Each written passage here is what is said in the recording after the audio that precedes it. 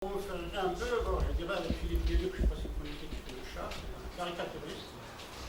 Être âgé, c'est être jeune un peu plus longtemps que les autres. Donc ne vous en faites pas, vous allez y arriver tranquillement. Vous pensez qu'on va mourir, ça y est. Je remercie tous nos amis qui ont organisé cette journée, qui nous permet effectivement, entre intervenants du champ social, du champ universitaire et institutionnel, de se rencontrer et de parler de ce sujet qui est très important, qui est le sujet âgé. Je ne reviendrai pas, donc, pour aller vite, sur toutes les statistiques qui ont été données. Ce que je veux dire, c'est que nous, je parlerai 2 minutes de mon association, c'est-à-dire que l'association Windesnip, qui est dédiée à la prise en charge du malade d'Alzheimer et de sa famille, a été créée en 2018 donc, et agréée par l'État. C'est une association nationale. Nous essayons de mettre en place donc, le plaidoyer que je vais exposer devant vous pour la prise en charge de la prise en charge sociale des retombées de cette maladie. Parce que c'est très important. Je laisse le côté médical aux spécialistes qui sont là. D'ailleurs, il est très difficile de prendre la parole devant un aéropage aussi averti. Et si des petites imperfections se glissent dans mon laïus, veuillez m'en excuser d'avance. Ce que je dirais pour l'Alzheimer, c'est que ce qu'il provoque, à savoir l'amnésie, la gnosie, l'aphasie et l'apraxie, sont autant de troubles qui menacent le bien-être du malade, Alzheimer et de son entourage. Dans le contexte de notre pays où les réformes structurelles, qui fait des réformes structurelles, il fait face à des contraintes fortes en matière de finances publiques, il est nécessaire pour les intervenants de la société civile que nous sommes de déterminer clairement nos priorités et aller vers une mobilisation constante qui doit conduire à un travail de proximité en confiance avec les soignants, les représentants des pouvoirs publics et des personnes malades ainsi que de leurs aidants et à l'adaptation de notre système de solidarité pour une réponse de qualité tout au long du parcours de vie du malade. La maladie d'Alzheimer impactant fortement la vie du patient et de son entourage sur tous les plans, principalement sur le plan psychologique, puisqu'elle nécessite un véritable remaniement des comportements pour ses proches. Parce que toute la lourdeur de la maladie retombe sur les proches. Nous devons de faire mieux et plus pour les personnes malades, mais aussi pour leurs aidants, grâce à de nouvelles mesures performantes, ciblées et organisées. Il y a également lieu de tirer profit de tous les apports possibles d'une société plus solidaire et du développement de l'entraide entre malades, entre aidants, entre citoyens et institutions.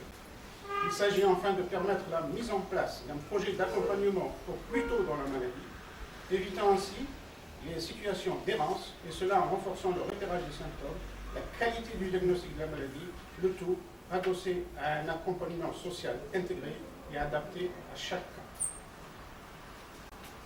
cas. Alors, dans ce cadre, notre association propose un plan d'action que nous sommes en train de mettre en place depuis 2020 jusqu'en 2025.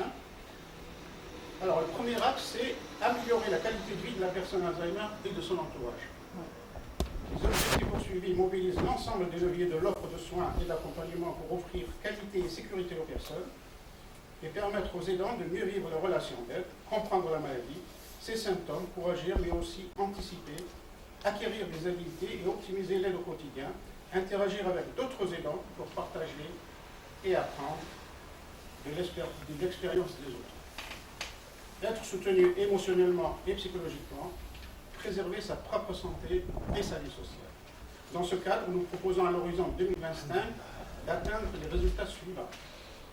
1000 aidants familiaux formés, 100 groupes de parole pour aidants et aidés mis en place, 100 logements adaptés aux exigences de la maladie d'Alzheimer réalisés, 10 services d'aide à domicile créés et opérationnels, un programme intégré d'activités sociales et culturelles dédiées et lancé, une structure pilote de répit de jour et d'hébergement temporaire créée, 100 auxiliaires de vie formés en appui avec les instituts de formation concernés, un centre de référence pour la maladie d'Alzheimer créé avec l'appui du ministère de la Santé, du ministère de la Solidarité et des associations chargées de l'aide aux personnes. Le deuxième axe serait de garantir le droit à l'information. Donc les familles confrontées à la maladie d'Alzheimer ont besoin d'une information et d'une orientation de proximité afin de pouvoir s'adresser aux professionnels les plus proches et les plus à même de les aider dans le diagnostic et la prise en charge de la maladie.